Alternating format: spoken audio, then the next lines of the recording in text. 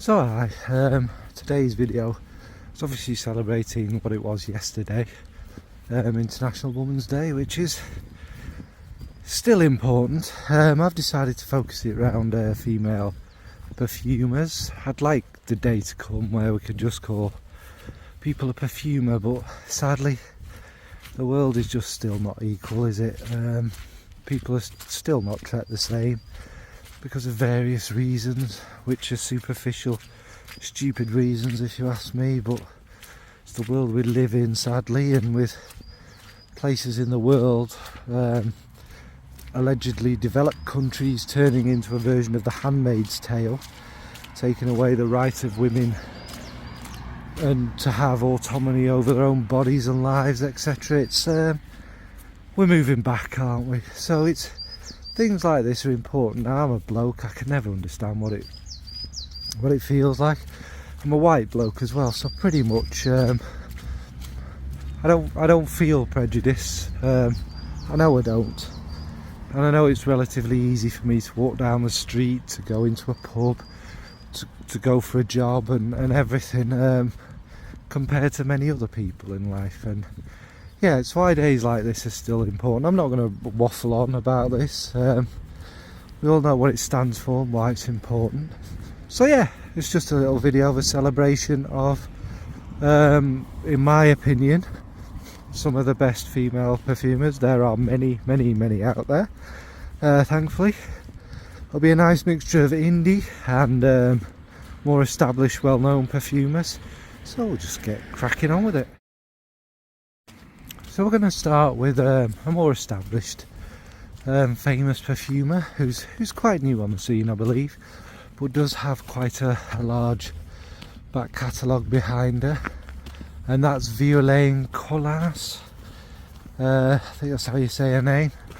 And what the fragrance I'm going to be talking about that she created is La Prima. Of course there are, many that's I could have chosen from, but that's the one I own, and that's the one I think is quite fantastic. So this one it's basically a kind of ode to an opera in Milan. So it's big and it's bold and it's classy.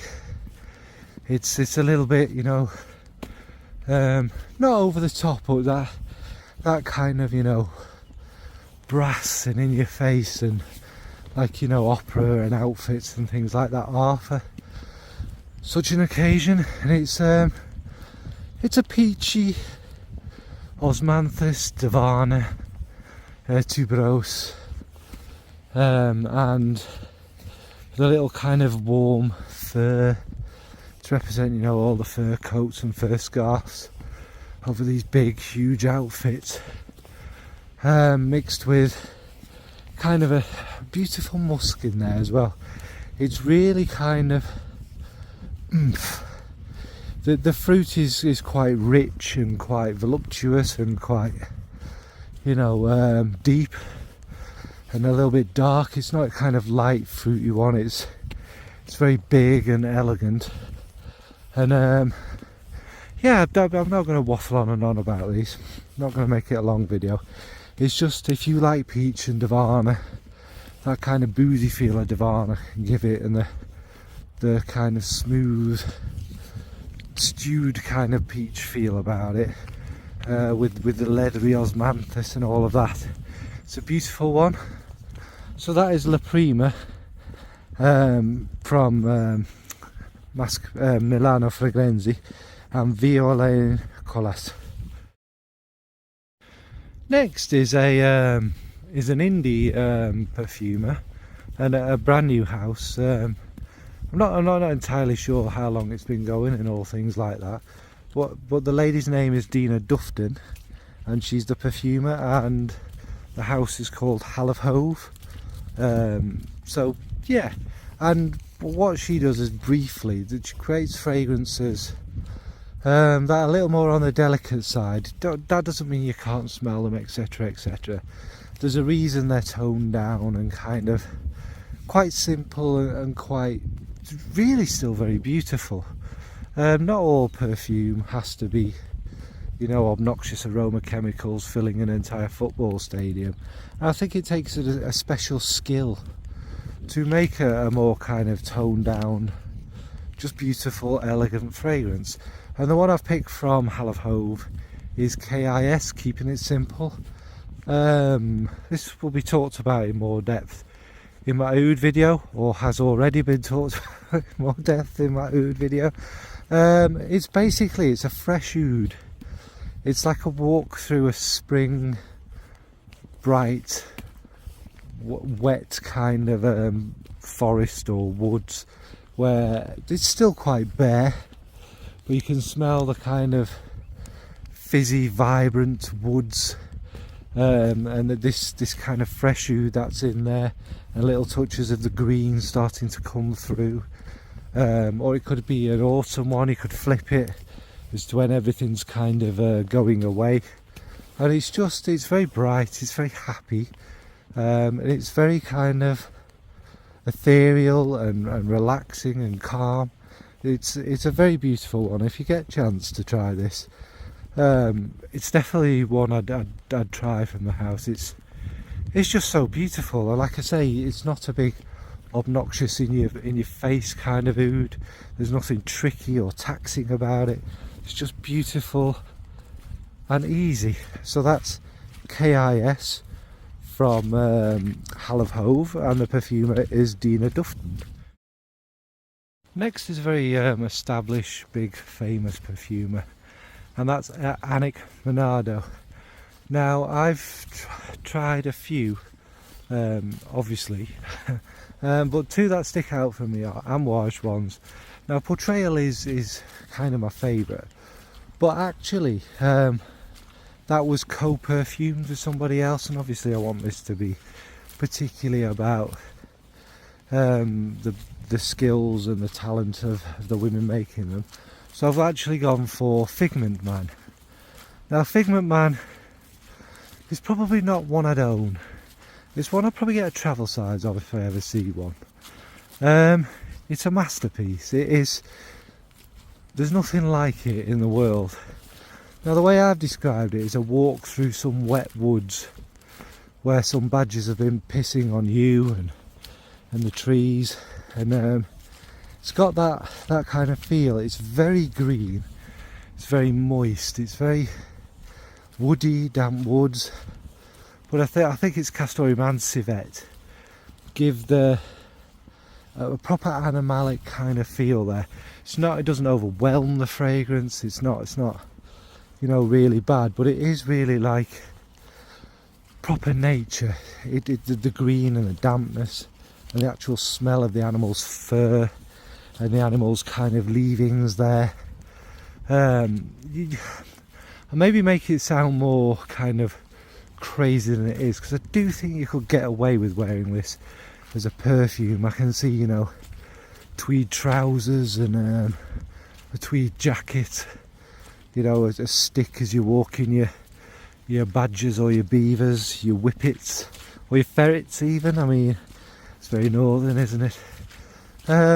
But all them smells mixed with the woodiness, it's mesmerising, it's fantastic.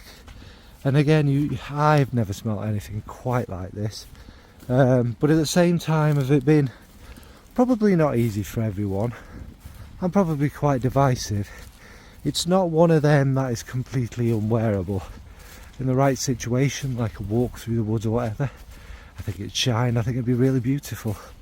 So that's Figment Man from Amouage, and the perfumer Annick Menardo.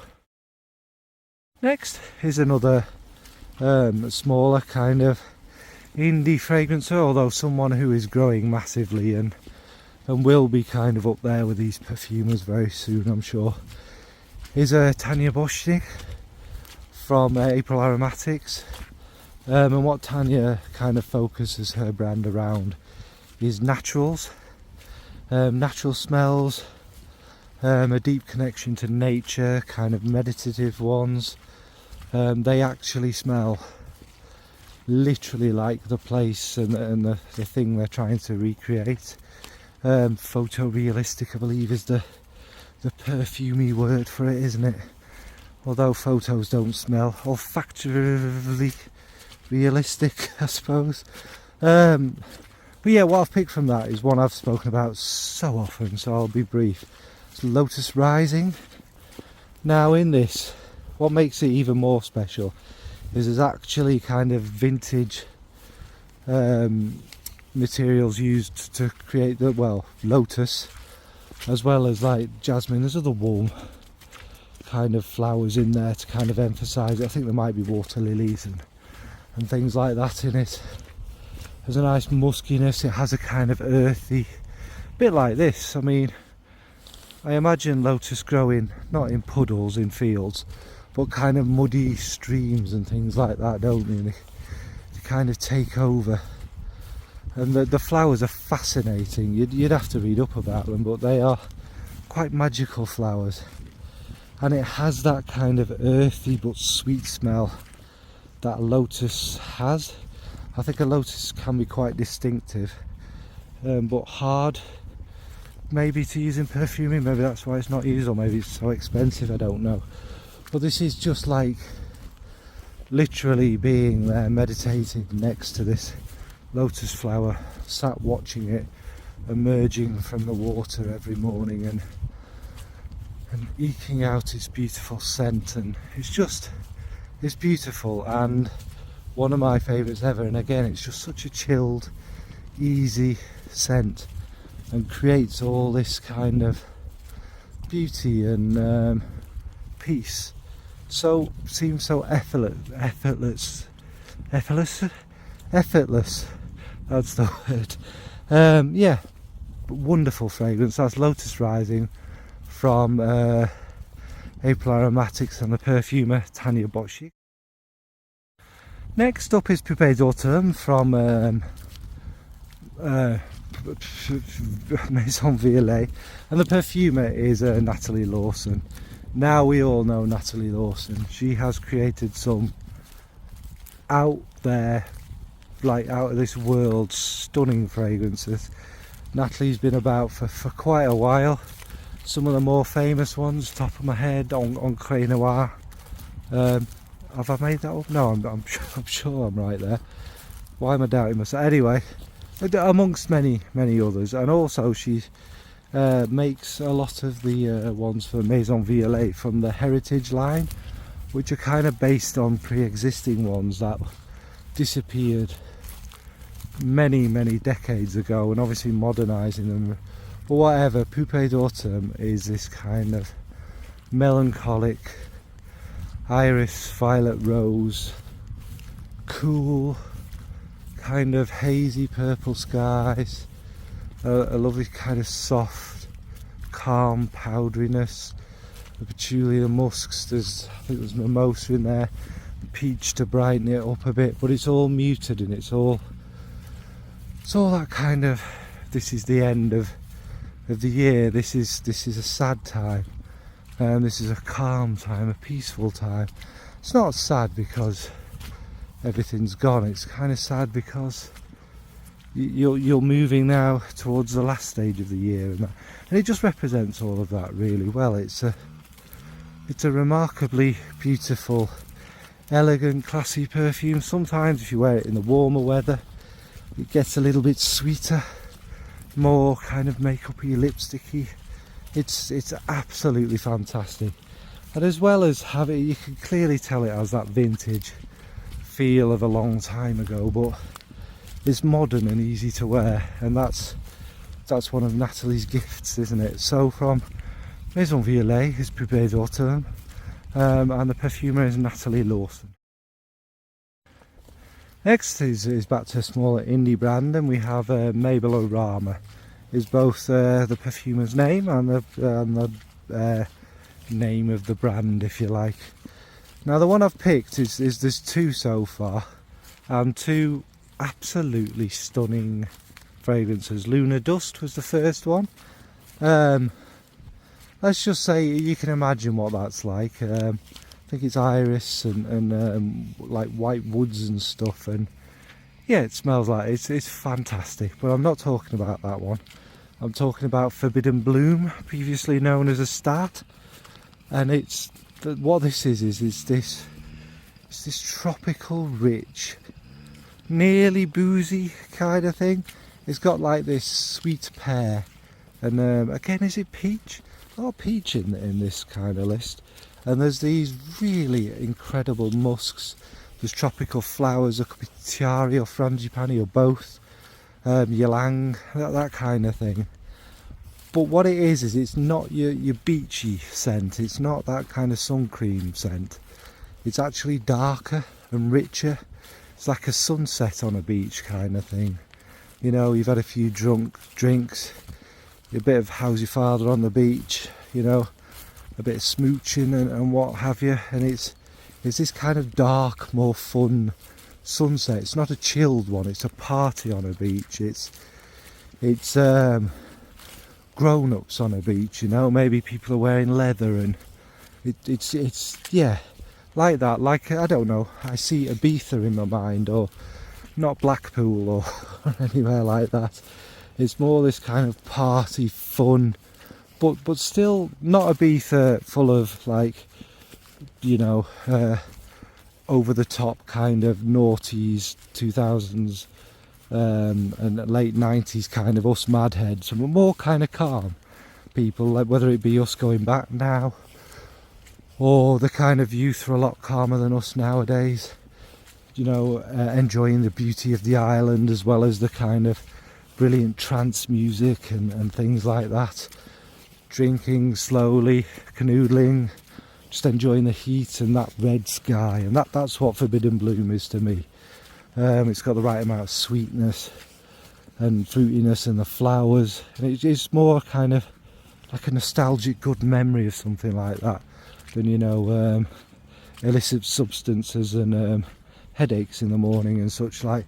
So yeah, anyway, that's Forbidden Bloom from Mabelle O Rama, and Mabelle is the perfumer. Next up is from the house of Dusita, and the perfumer is Pissara Umavijani.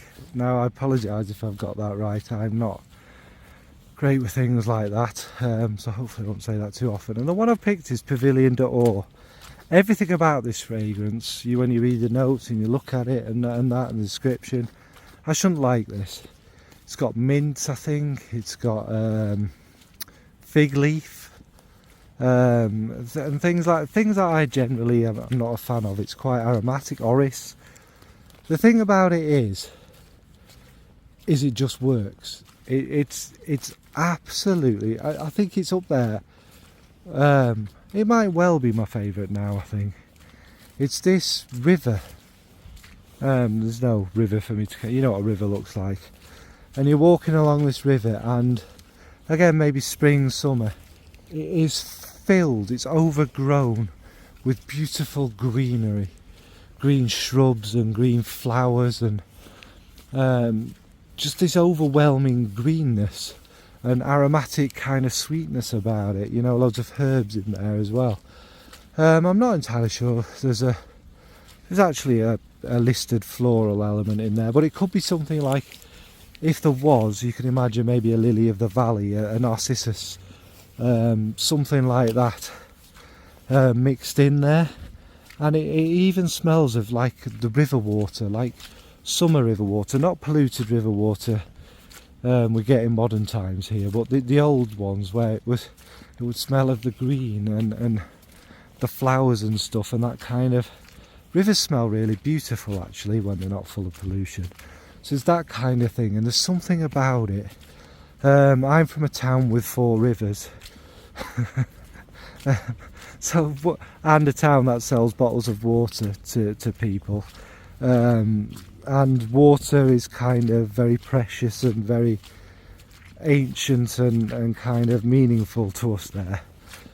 So smelling a river and the greenness, because it's in the Peak District again, is something really, really special. And maybe it does take me to my childhood, or it takes me to memories. And as we know, these kind of walks and walking, especially by a river and things like that, are special to me, and I think that's why this one really kind of works for me. And it doesn't smell, I thing is, you don't really pick out many of the kind of individual notes. It's kind of just that feeling. It's so beautiful and it's so calm. That's Pavilion d'Or from Dusita, and the perfumer is Pissara Umavijani. We'll leave it at that. Alright. What we'll do is we'll go on to the next one, and we'll end it with a kind of indie perfumer, and we'll go for some mega superstars now. Now, first up is Calice Becker, who has been around perfuming for a long time.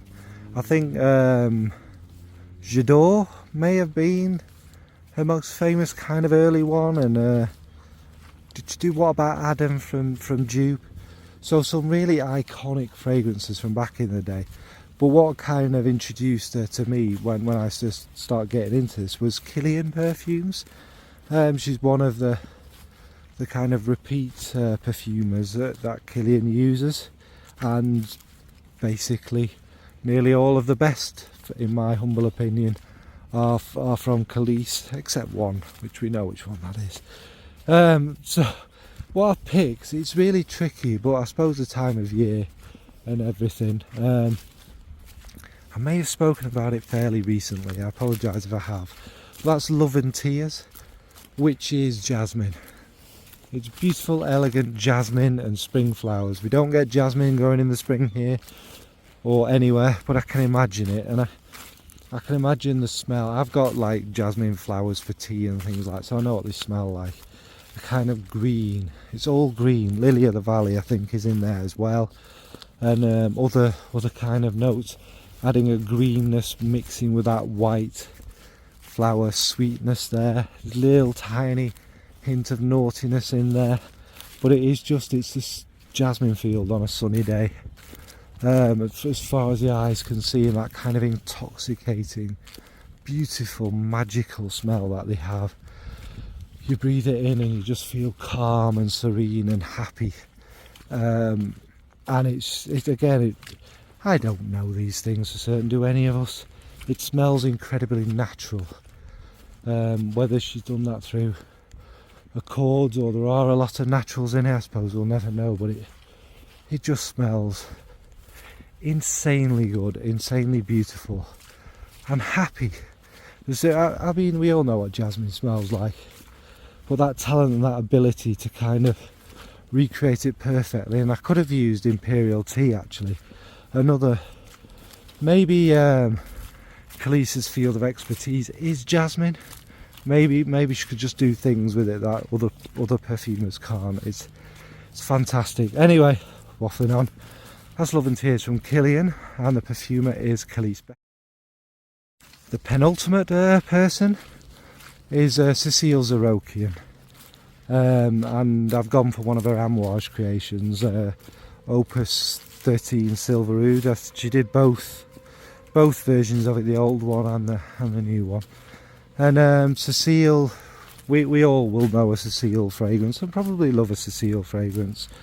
Kind of the new superstar, isn't she, of modern times and French perfumery and all of that. And which one I pick for Cécile's creation? Oh, well, I've just said, haven't I? Yeah, Silver Oud. Now, Silver Oud is a masterpiece of, is it Cambodian oud? No, it's not. Assam oud, birch, cypriol. This kind of, along with the birch, kind of smoky silver feel. Spices and that in there, and it just creates this kind of insanely good, classy, elegant oud with a kind of naughtiness from castoreum. Has a growl in the beginning and that kind of stays as a warmth in the background. It's masterful, and that the smoke in it is just, I think it's the smoke and the kind of woody, nutty, elegant, smooth oud that gets me. But yeah, the smoky birch and the smoke itself with this kind of irisy, thin strand of silver going through it. And I know a lot of that's in my head, and obviously the birch will create that, but I definitely get it, like you can see a silk silver strand, and you can smell it in there. There isn't much sweetness, but it doesn't need it. The oud, as it develops and mixes with, I think there's vanilla, like benzoin in the base, which are two of Cecile's kind of specialities, aren't they? It has this kind of sweet richness that's not unnatural, it's not sugary or anything like that. It's very much the woody oud sweetness, I believe, with the other notes. So yeah, this is one I've spoken about so much. I just bought a bottle. Silver oud from Amouage, and the perfumer being Cecile's Arokian. So finally, you're all saying it's missing, isn't it? One Way Bridge, of course, and Lise Waveren, I think. The names will be up somewhere because I'm bad at names. Yeah, as we know, One Way Bridge are one of my favourite kind of. Well, most of them are my favourites at the moment. I'm going to talk about my favourite from the house, but there are so many good. And what I'll say is particular about Elise, what makes her stand out, is she brings a person to the fragrances. They are very real. They are very. You can smell the visions in her mind. You can smell these kind of characters slash people that are kind of part of it, and they're very humanised. And yeah, she's a musk magician, I'd say, basically. And my favourite, we all know, Date with a Dame, which is predominantly tuberose with this kind of naughty cherry feel, which apparently only 2 people in the world get, me being one of them. And this big mixture of musks, and there are other things in there obviously, and to me it kind of has a bit of a leathery feel, which is why always in my mind I see this kind of goth lass, tattooed, long leather boots, leather jacket, purple hair, you know, her pierced nose, her pierced tongue and her pierced lips, and she's come to kidnap me and take me away and make me happy forever. It's that kind of, in my mind, a little bit gothic, a little bit kind of, it's got some about it, but it is also very beautiful. You can look at it from that side, the kind of floral way. I'm not sure there's aldehydes in this, but there is a certain, maybe you get Lily of the Valley or something, it's a certain soapy vigour about it in there with the florals, and it's unbelievable. You'd have to try all of these if you can, but especially the indie ones, because I think you'd be impressed and you'd see that there's just so much talent out there. But anyway, the fragrance, yeah, it's beautiful. It's one of my favourites. It's very easy to wear, whoever you are. I also think it's one I'd love smelling on people. Well, I know I would. It'd just be damn good.